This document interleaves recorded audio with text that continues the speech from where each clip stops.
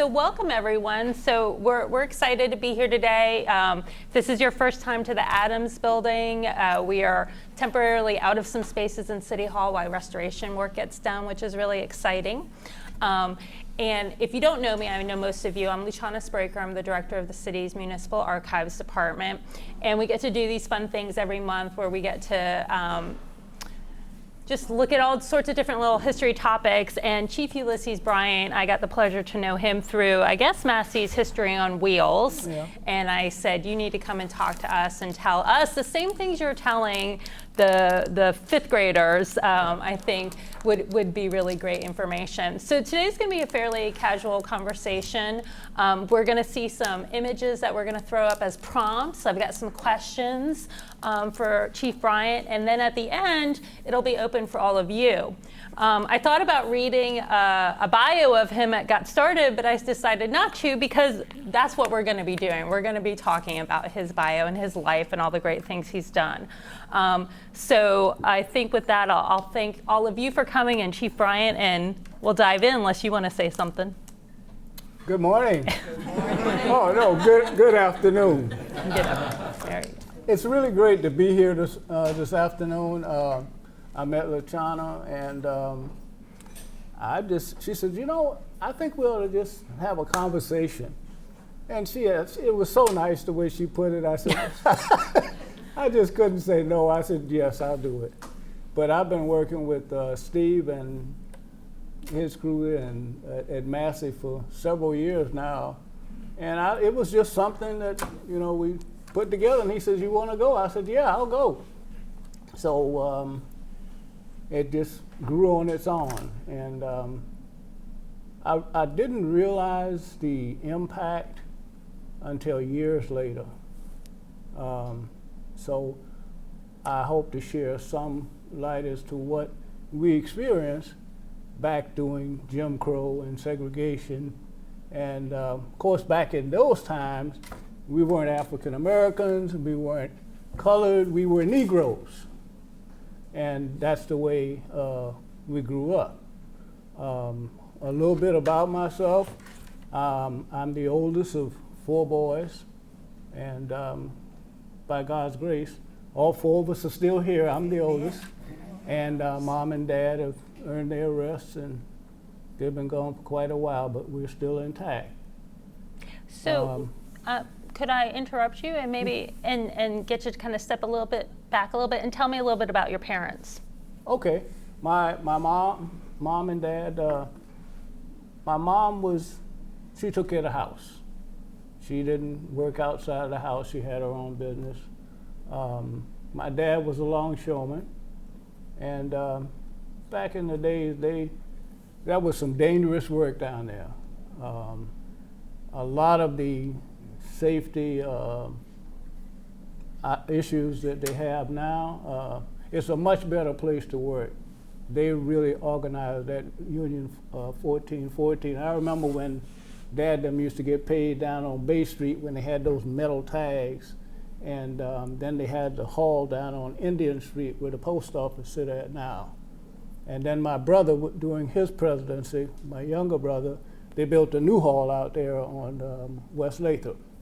So it came from my father to my younger brother, who got to be president of the ILA, and right now he's still international vice president. But we all did well, and I was born in a house on East Boundary Street, and the old Fort area. And there's quite a story behind that, but when my father got things in place, he moved us to Pound Avenue. We built a house, bought a couple of lots, built a house, and the rest is history. Well, so this is a current picture of Wheaton Street down to Pounder on the left there. Right. And so not what you grew up with. Nothing. No. Nothing So like I wanted you, Chief, to tell us a little bit about what this area of Wheaton Street was like in terms of a neighborhood when you were growing up. Well, one thing about growing up on Pounder Street, it was a dead-end street. Hunter Line had a meat market right there on the corner of Wheaton and Waters, and they had cows down in the bottom. And my brothers and I and some of the neighborhood guys, we always had guns, and we used to go hunting every weekend. I mean, we lived to hunt those marsh rabbits and small games in the bottom. And we used to tease each other about living in the bottom because you couldn't go, there was one way in and one way out. And it wasn't till many years later when they built Spencer that we were able to have a school right on the next street, which was Bowen Street. And then, of course, we had a policeman in the neighborhood by the name of John White, and he's still there. He's the last man standing, and that's my buddy. I'll go by and I've got see some him every pictures now of and him then. later. We'll Okay. get back to him. Yeah, but the neighborhood, unlike today, everybody knew everybody. And, you know, if someone misbehaved, you know, Miss Hattie would say, I'm going to tell your mama, or she might get a hold to you, then she tell your mama. That's the way it worked back then. Nothing like today. You know, you got to, you know, take the abuse from kids and what have you, disrespectful. That didn't happen. We knew everybody on that street, and everybody on that street knew us. Okay. So Chief Bryant mentioned Frank W. Spencer School, which was right here. It's been replaced by Andrea Williams. But I wanted him to talk to us about some of the schools he went to growing up before he got to Savannah High.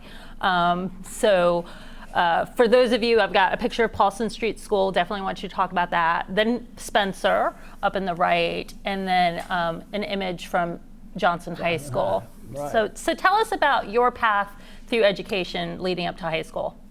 Yes, during segregation, we had just a few schools that we could go to, and most of the time we had double sessions, and in some cases, triple sessions.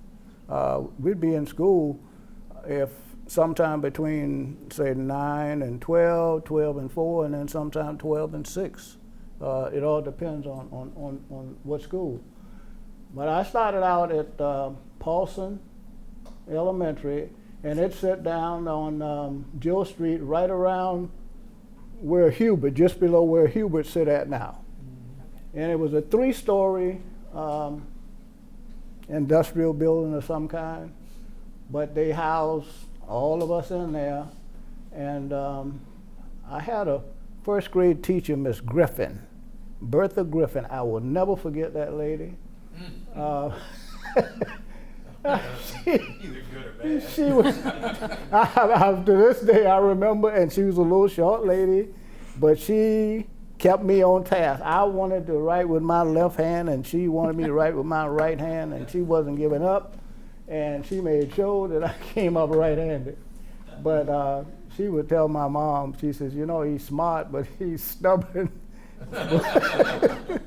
But I didn't think I was stubborn. I thought I was a good little kid. but anyhow, you know, that wasn't far from the house because I'd come right up Pounder Street, and then a lady would put me across the street when my mom couldn't do it, and I'd walk on down Jill Street to Paulson. And then when Frank W. Spencer was built, I think around the mid-50s, 54, somewhere in there, then I only had to walk just half a block up and right across Rearland, and 3-minute walk, I was at school. And I went there to Spencer until I got to Johnson High. And there was double sessions when I got to Johnson High in, 1961. And, you know, I'd be remiss if I didn't mention this. Even though I grew up doing segregation and Jim Crow, and we had hand-me-down textbooks, we never got new books. That was unheard of. Right. They always ask for new books. They fire you for that if you were an administrator, and you know, you just didn't see it. But I had teachers the likes of Gwen Goodman, John Miles, Otis Brock, Floyd Morris, And the list just goes on and on. Cleavon Johnson, Richard Mole. Those folks made sure that we learned. Not to equal but excel, they took that seriously. There was no compromise. And I really enjoyed learning. Matter of fact, I'm not bragging, but there were times when Gwen Goodman would sit back and she says, okay, Ulysses. Some people say Ulysses, some people say Ulysses, some say Arnold, some, but I answered to most of them. But she would say, Ulysses? I said, yes, ma'am. You teach the class today. And I would teach that particular class. And I was comfortable. I was comfortable. I didn't have much of an outside life because between helping with my brothers and doing my chores, I came home, I did my homework, I got ready for school the next day, I'm ready to go. And I was just a bookworm. I enjoyed reading. So that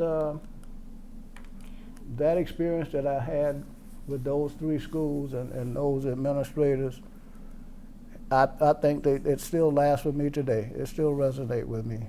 The things that they taught me, and in turn, I tried to pass it along to my children, my children's children, and my great-grandchildren. So before we get into those final high school year, I did want to kind of touch on, you talked about segregation in the schools, and I wanted to ask you, this is a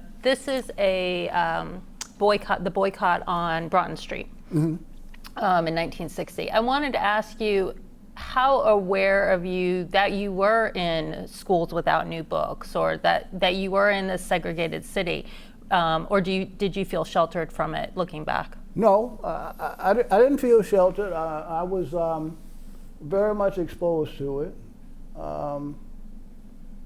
There were places like Crest.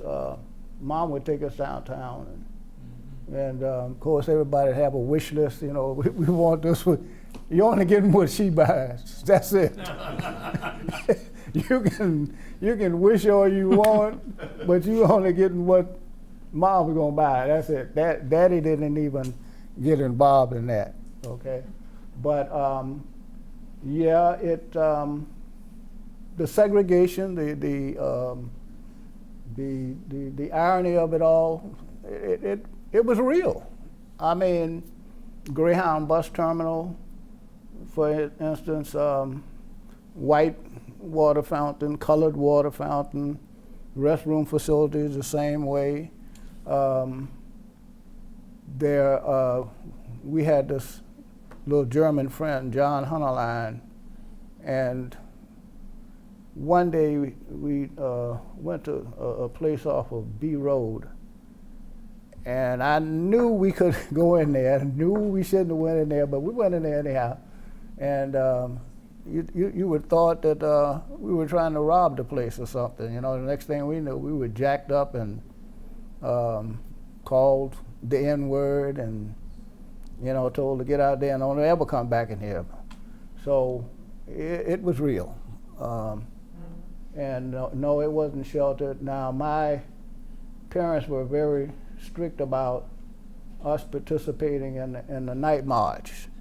They did not want us, and they forbid us from participating in the night marches and what have you. But it was very much part of our daily life. I mean, we saw it. Bargain Corner, all those places, you know, you see the signs and what have you. So it was very real. So they forbade you from participating in the night marches, but then you get roped in by this fella for something even more important. So as we lead into high school, talk about how you got to know Mr. Law, or what Mr. Law saw in you that singled you out. I'm still trying to figure that out. You know, if you wanted to get the news, the latest current events or what have you, you went to church. Yes. The church was the conduit behind all the other communication lines or platforms. If you wanted to know what was going on in the community, you went to church. I was raised, baptized at Central Baptist, right in the heart of Hitch Village. Reverend William Daniels, me and all of my brothers. I shared membership down there with the likes of Otis Johnson and his brother Paul and their grandparents and the Scott boys. We all grew up right there at Central Baptist. And when the NAACP, you know, got active but was always active in addressing the injustice and what have you regarding segregation and Jim Crow, there was a lot of focus going on about education. Well, I really didn't know, I had no idea that I was even being considered to participate in the desegregation. However, that changed because I had my plans about, after I reached the 12th grade at Johnson, that I wanted to be a teacher. I wanted to teach. I knew that already. And of course, Vietnam was stirring up. We were right in the middle of it. Of course, 1963 was a year of change. You know, we lost a president during that time, and I was sitting right in the middle of Savannah High when that happened. But one Tuesday, I want to say it was close to the first day of the week, I was at home with my mom and I. My dad was at work, and my brothers were somewhere about their business, but I was home with my mom, and I was probably doing some homework. No, I wasn't, because the summer vacation had already started, so we were getting ready to go to the country like we go every summer. But anyhow, we had someone at the door.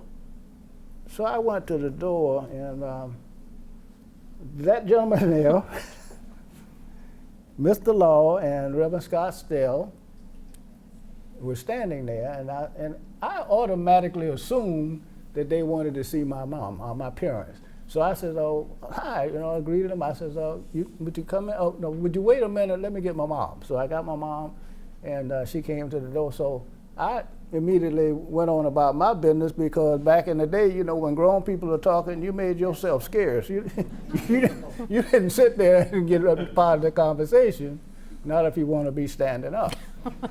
So they chatted for a while, and you know, I was just busy as I could be.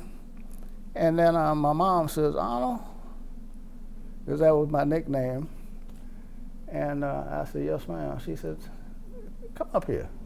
So they were in the living room, and we had a piano and everything, because I was taking piano lessons and what have you. And I said, "Mr. Law wants to talk to you." So I sat down, and he says, "Bryan?" I said, "Yes, sir." He said, "We want you to do something for us." I said, "Yes, sir." He said, how would you like to transfer?" I said, "Transfer where, sir?" He says, "We'd like for you to transfer to Savannah High School." I was like, whew, I was glad I was sitting down.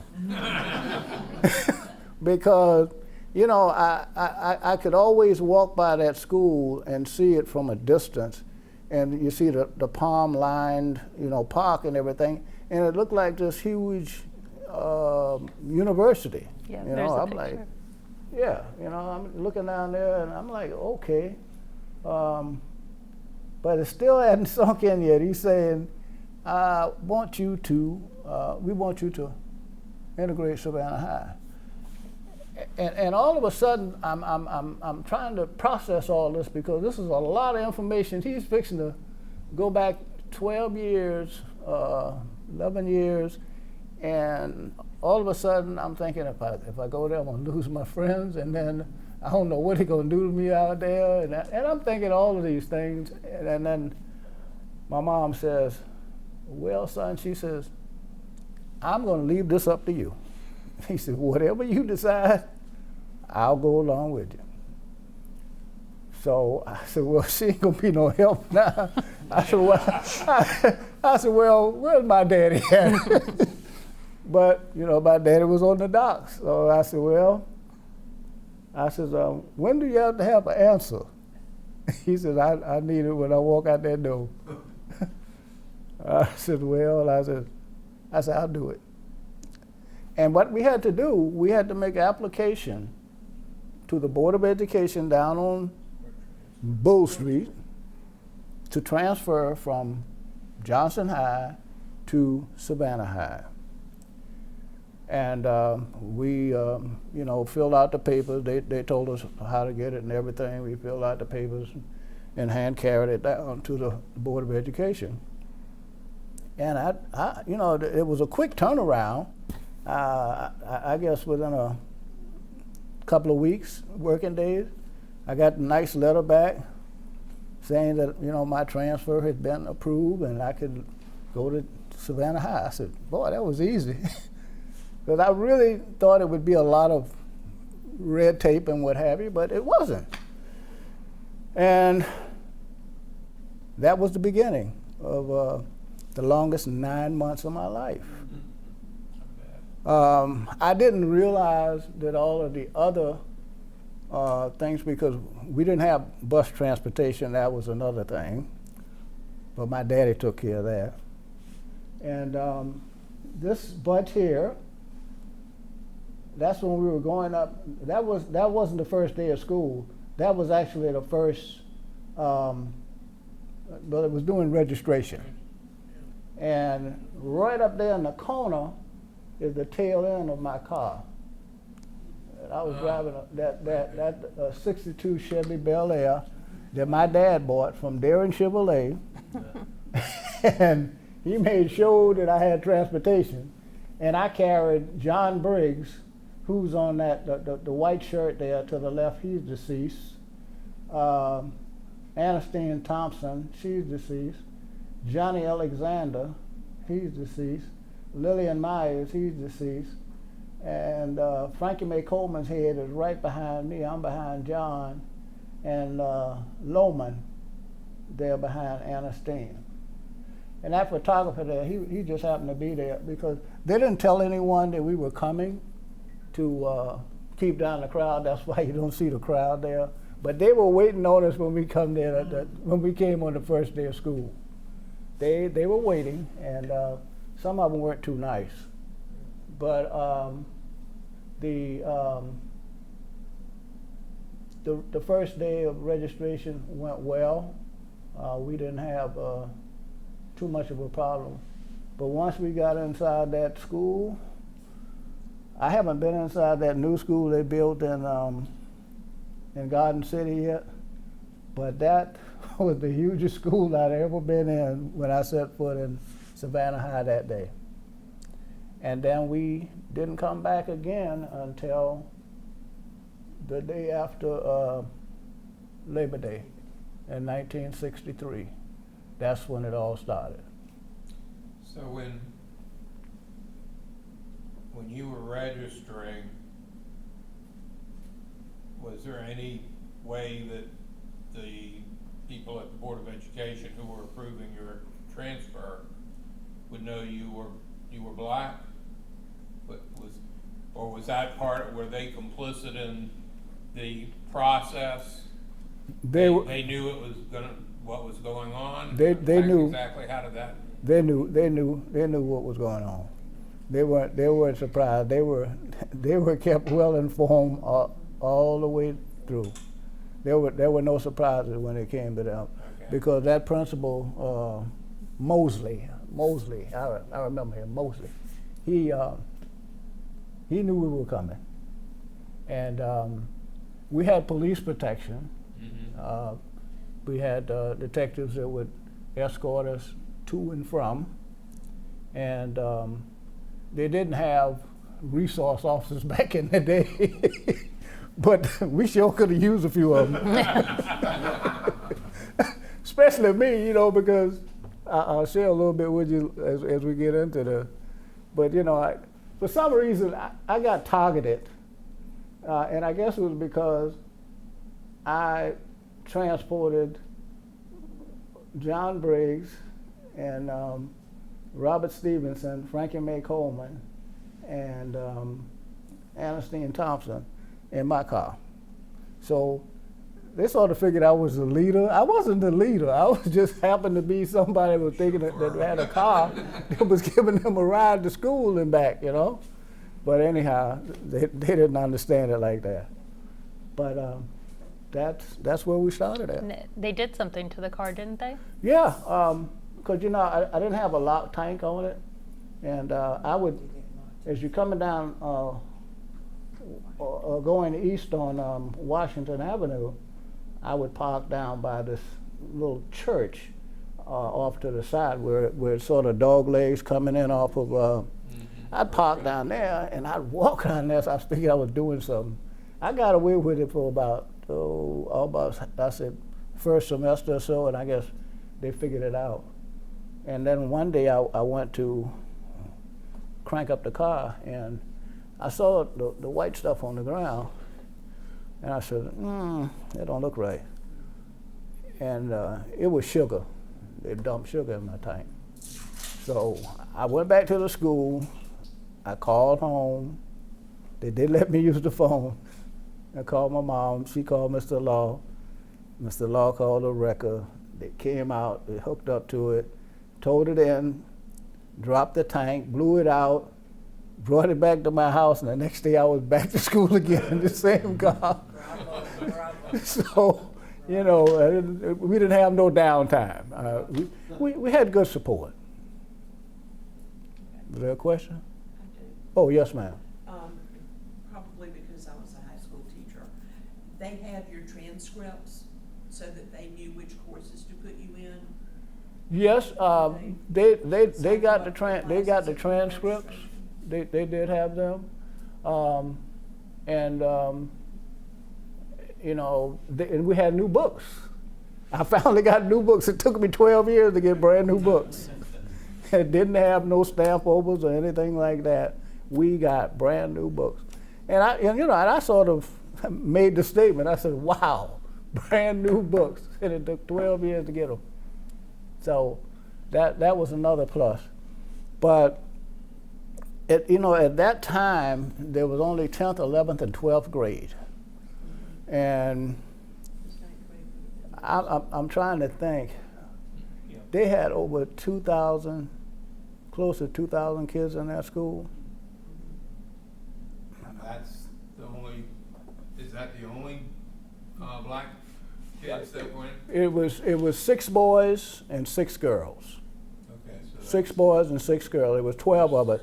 Matter of fact, there's a marker. You know, one of those historic society markers. There's one right there as you face the school. It's one of those markers in there, and it says something to the effect.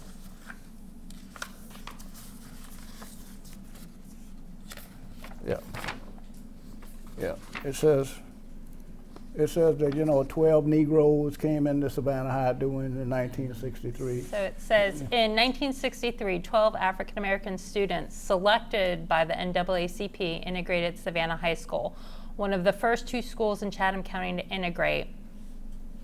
Yeah. And the other would have been Groves. The other right? would have been in Groves. And you can't say it wasn't orchestrated to come out that way, because that was the intention. They knew. They being the board, because the board was reluctant to implement it, period. until they got a mandate from the federal courts that said, you will, you shall. And when they got that you shall, they knew them folks wasn't kidding. So it was a rush to make something happen during the summer so that they could implement and say they implemented desegregation or integration.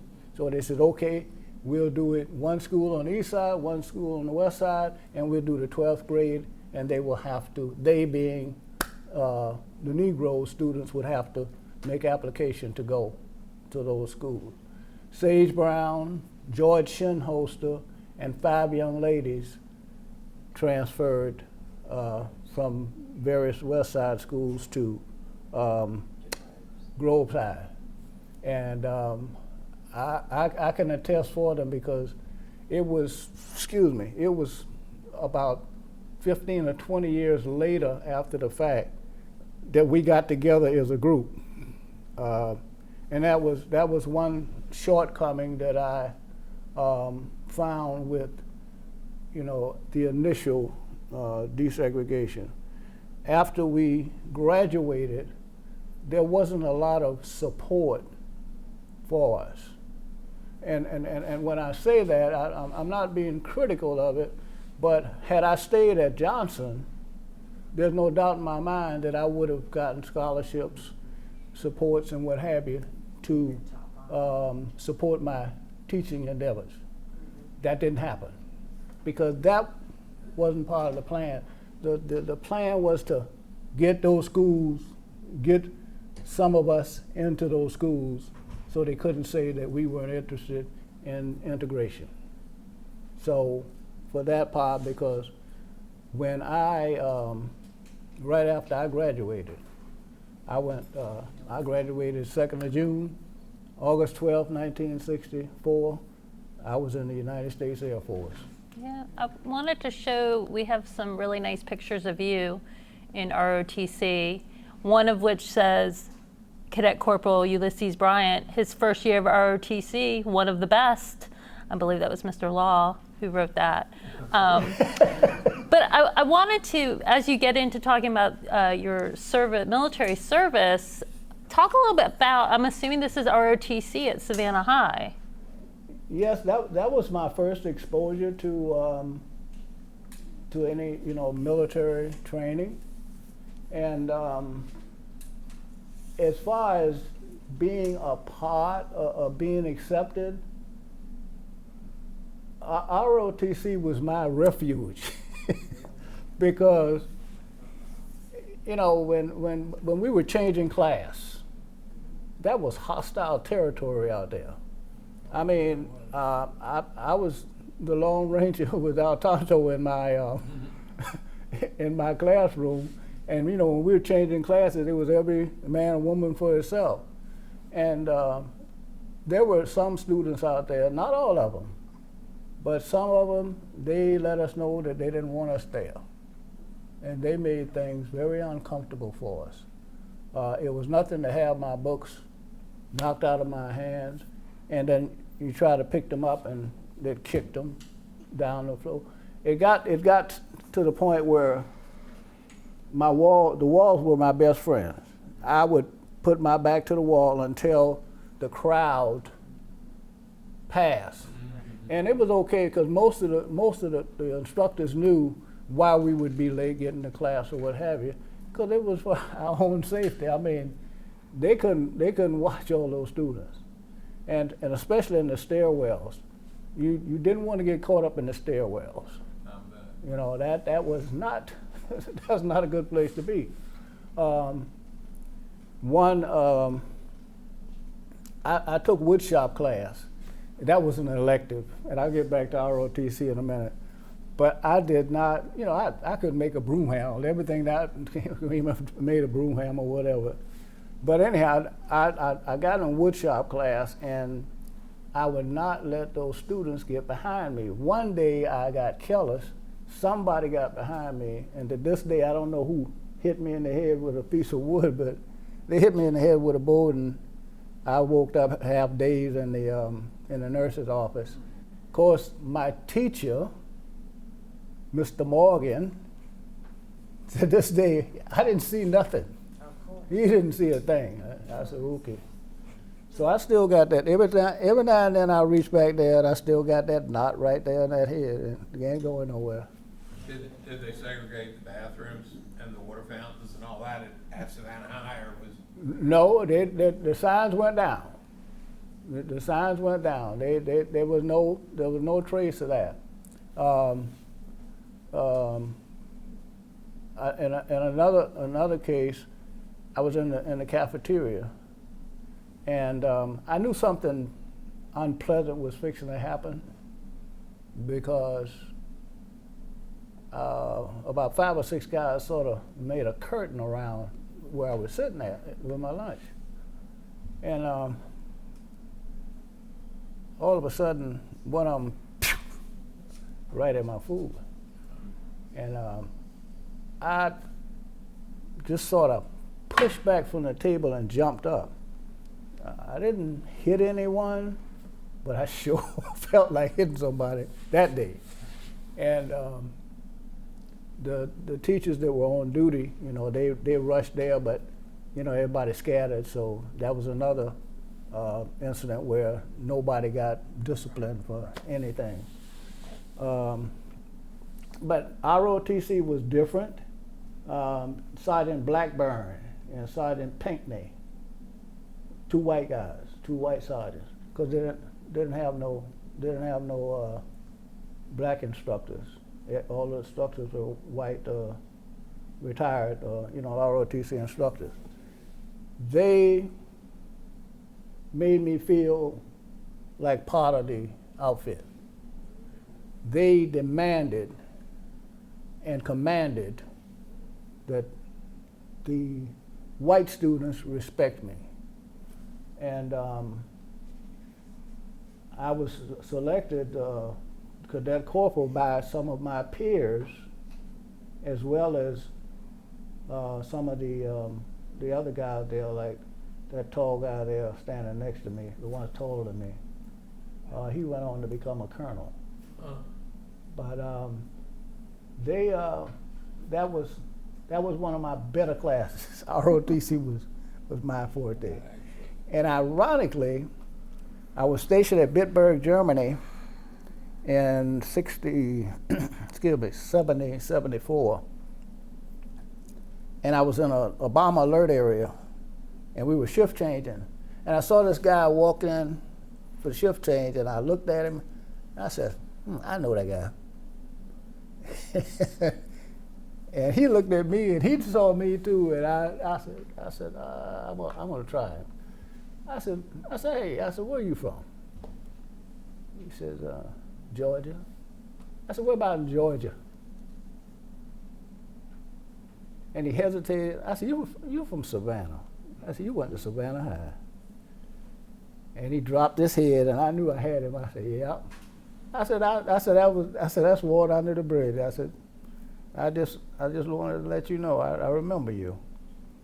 And he was a tormentor. He was a tormentor. He wasn't a tormentor. He wasn't one of the tormentors, but I remembered him. I was wondering why he dropped his head. Yeah. And there's another story to that too, and I'll try to touch on that before we did, because when I graduated June the 2nd, I never went to another event. When I marched out of Grayson Stadium June the 2nd with my diploma, I was one of the 664 graduates. I never looked back at Savannah High, except when I went to work for the board. And then I spent a lot of time over there. I am a fellow Atom Smasher, and I know that Johnson used to have all grades. Mm-hmm. So, did you go to it only for the high school grades, starting in high school, or were you there longer? No, I did it just for the. I had just for the 9th, 10th, and 11th.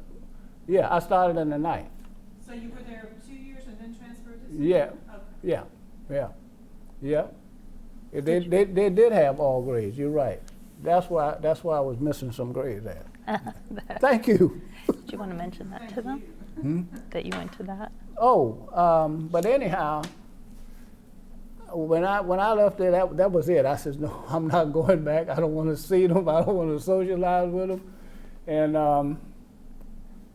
I used to get these emails every year about the class reunion.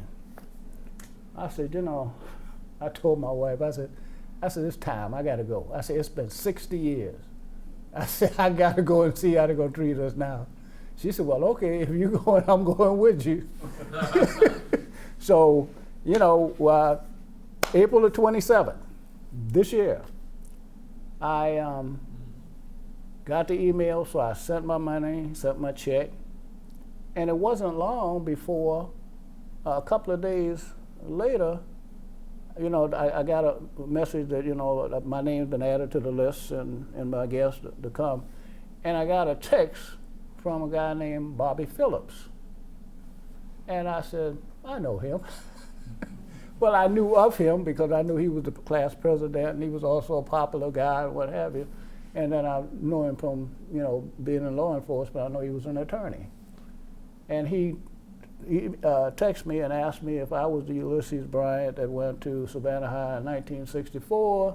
Please reach out to him. Here's my private number, and because we need to do lunch.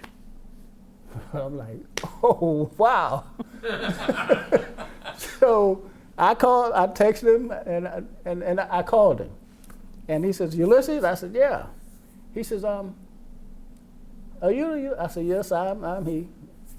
He says, well, I'd like to do lunch with you before we have the reunion. I said, okay. I said, where'd you like to go? He said, I'll let you pick it. I was like, okay. So, Crystal Beer Parlor, that'll work. So we met at the Crystal Beer Parlor, and we had a very nice lunch, and, we shared some stories and, tales, and he's been following my career for some reason, and I've been following his for some reason, but, he says, I think it would be nice for you to speak to our classmates.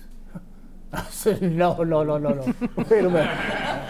I said, what am I going to tell them 60 years? I said, do you know it's been 60 years? I said, Bobby, I said, you don't mind if I call you Bobby? He said, no. He says, I said, I'm the only one left. I said, as far as the males. He says, I know, and I'm, sorry to hear that, but I'm glad that you're coming, and you need to speak. They need to hear from you. I said, well, why don't we do this? Why don't we split the time? You give him 5 or 50, and I give him 15. He said, okay, that'll work.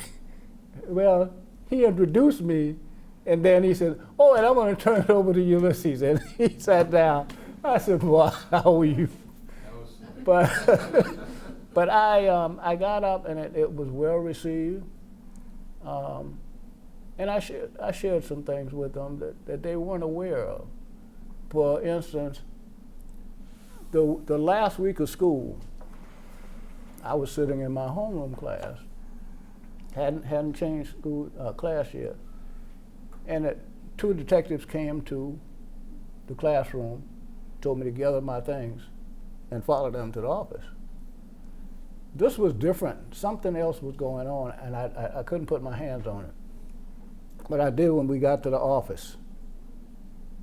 On the way to the office, he says, now, we need to get you out of here because we have intelligence that someone wants to harm you. They want to hurt you. And we can't find a certain individual, and to this day, they haven't told me who that person was or persons. But we got to get you out of here. So they took me to Mosley. Mosley says, I got to get you out of my school right now, and I want you to call your mom, and you give me your books and stuff, and I'll take all that here and your cap and gown. We'll get that to you, and I don't want to see you again until June the 2nd at 6:30 at Grayson Stadium. I said, okay. He says, you don't have to come back. So I got the rest of the week out, and I was able to find out that a student told the administration that there was at least one, possibly two boys that intended to kill me. They intended to shoot me. And it was for that same reason, that thinking that I was the leader or the instigator, and they figured if they could do me harm, then they could deter others from following in our footsteps, because I was determined, you know, there was no turning back. Once I committed, we had to make this thing work. I had to get that diploma. So my mom them came, my brothers them came. They had a whole, I call them the posse. The posse came and escorted me out of there. And my mom says, she said, I know you tired, boy. I said, ma'am, I said, that's an understatement, I'm tired. But I felt relieved, because it was like a big weight lifted off of my shoulder, knowing that I wouldn't have to go back, because I was going to graduate, period. That was no problem. But then on the way out, I remembered, I said, you know, I said, wait a minute. I said, what about my classmates? I said, because they got to get home. And the detective said, don't worry about them. We will take care of them. We will make sure every one of them get home, they ride with you. So I said, okay. I just want to make sure, because I wasn't going to leave without them. They were either going with me, or I was going to find a way to stay with them until we got out there together, because that's the way we went in there. But that was that training there, and then when I got in the military, I was ready. I was good to go. Do you think the reason that ROTC instructors, and I guess your classmates too, ROTC classmates too, were more receptive, I guess, and maybe some of them were forced to be receptive, but they were more receptive because ROTC was preparation for the military, and the military was already well integrated by that time. So if they were going to go in the military, they had to get used to being with black students. Big part of it. Big part of it. Because a lot of the guys that graduated along with me from Savannah High went into the military. One of them became a general. We had a general in the class, and we had a couple of chiefs of police, including yours truly. But when you look at it all, the sum of things, let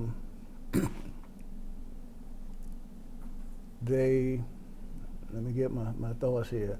There were people, getting back to the reunion, when it was a little over 100 people there, and my wife, she was at the table. You know, class members would come over and talk with her. Some of the people we worked at the board with, like Ellen Fillmore and some more down there.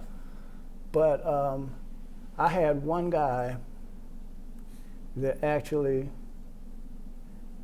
broke down in tears at the reunion, because he felt like he could have done more to help us. One guy told me that one of the young ladies in that picture going up to registration was being assaulted by a white guy in the stairwell, and he intervened on her behalf. I didn't know anything about that until he shared that. But there were guys like Judge Beam, Judge Koff. His son's on the bench now, but he was in my class, the father. You know, these people were not the perpetrators of any of the bad things against us.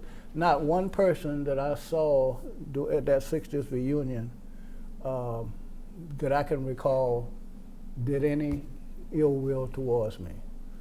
But they felt a sense of guilt because they did not do more to protect us. But then at the same time, it was a double-edged sword, because had they done anything to help us, then they would have had hell to pay. So, you know, it's a two-edged sword. Yes. This is kind of going back to the reunion. I know that the people that you were in class with when you were at Johnson through your junior year, y'all probably were fairly close because you'd been in school with each other forever. Were you ever invited to any of the class reunions from Johnson? Yes, I have. And ironically, I served as president of the the graduates from Johnson, because they never took my name off the roll. They said, "You'll always be an Adams Smasher." so they'll call me up right now. Ulysses, I said, "Yeah, we need you to help us with so and so." I said, "Well, okay, I'll do it," you know. But no, we're still close like that. This is where you just got two schools. That's all. You got Savannah High, and you'll always be an Adams Smasher. Yes, sir. All the stuff you've been telling us is pretty tough. How did you get through that year? How did I get through? Yeah. How'd you what?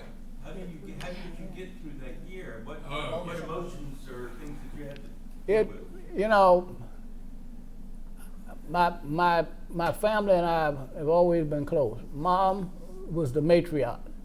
Daddy was the provider, but Mom was the matriarch. And she was a strong woman. Ruthie Bryan, she was strong-willed. I mean, you couldn't beat her down with two sticks. And I guess we sort of picked that up. And then my brothers, you know, they were there. Of course, they were telling me like, "Man, you crazy."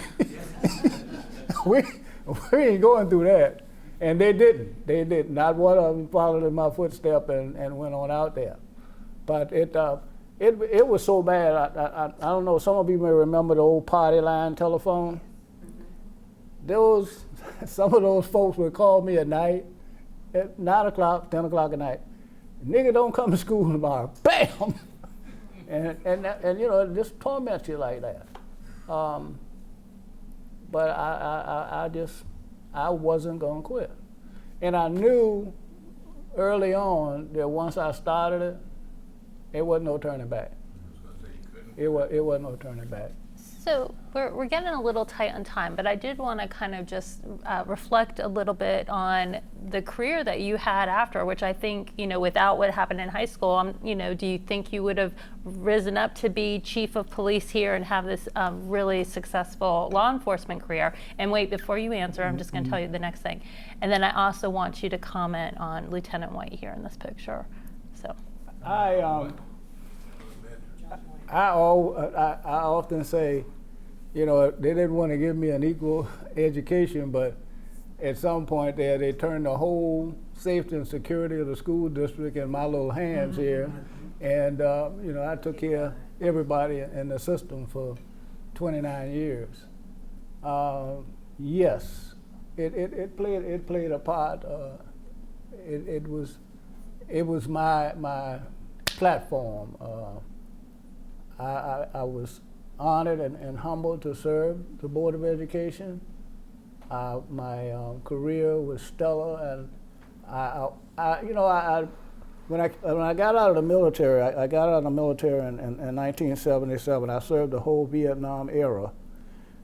I was going to Vietnam, and one of my brothers was over there, so they deterred my assignment, and they never sent me again, but I stayed right in there. I didn't volunteer to go, but I stayed right in there until I got out in 1977 and came on back home. Then I went with the county police department, and I got run over out there and almost killed, and got knocked 17 feet across the highway and broke this left leg, 6 places between the knee and the ankle. I almost lost it, but thank God I'm still here. And then the doctor said, "Well, your police career is over," but you know, it didn't turn out that way. And I laugh and joke with my kids sometimes. I said, "Well, you know, I said, you guys say, you don't need this, you don't need that. But I said, heck, I was 65 years old when I got my undergraduate degree, and I was 68 years old when I got my graduate degree. All right. I said, so, Bravo. you never stop learning. But I was always so busy trying to help other people. One day my wife sat me down, and at the time, she said, you need to do something for yourself. So that's when I went back to school and started. And Joan Sasser from the board, she was another one that got on me. She about that. So I went back to school, and not only did I work for the Board of Education, but I did 3 tours out of Savannah State University, helping them out. Really? So I finally got to the place where, it's really time to retire. So I'm retired. This is retirement. And yeah, that's retirement. And I just enjoy that, with Steve and the rest of the guys. That's what we do. So what Chief Bryant's not telling you is that he goes around to the elementary schools for the History on Wheels program, and he talks to the students about his experiences and gives them a real firsthand experience about what was going on. And I think they really eat you up. They love it, but love hearing directly from somebody who experienced those. They can events. ask some pointed questions too.